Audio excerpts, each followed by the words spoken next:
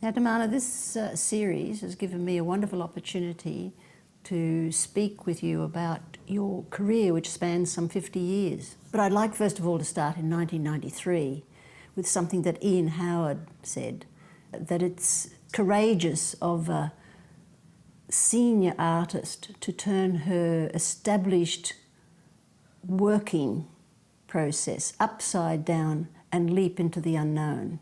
But I think this is something that you've always done.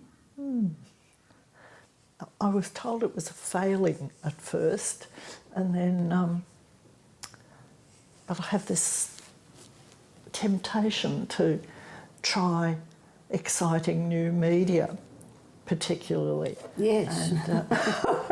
And in the last, 30 or so years, or even 40 years actually, things like photography in art, photography in printmaking, and then the computer came in. I didn't have a computer for a long time. Everybody else where I was working got a computer on their desk. But they used it for administrative things, not Mostly, for... yes. I suppose they thought I was just playing. But the image processing possibilities were just dazzling. 93, when I spent the year in Brisbane, things were galloping along, and we scanned things, put them on the computer, juggled with them with rather agricultural image processing tools. And it was a matter of you tried a lot of things and then and discarded all the ones that were completely whoopsie, and then captured and kept the few that worked. Your experience with photography would have also come in to play in that new environment. I learned about photography when in Melbourne, the art school I was working at had a little dark room. One of the students showed me how to process film.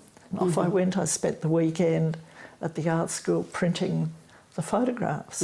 The same time that you learned to use the photographs in screen printing? Oh, look, it all sort of gelled together interwove. Yeah. The big paintings and the big non-figurative prints, I didn't know where to go from there, because I had been taking lots of photos and I felt I needed an image.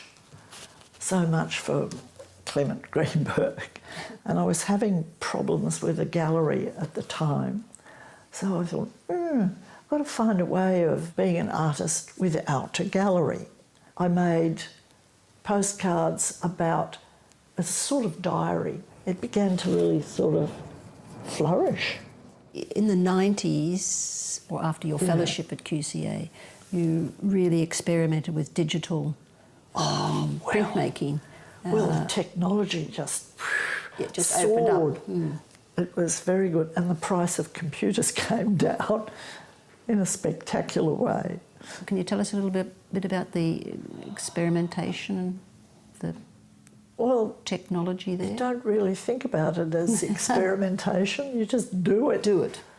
Well, I suppose over those few years, from about 95 or so, when I did this water print, technology suddenly became much more sophisticated. The memory, their ability to pack memory into these files just increased.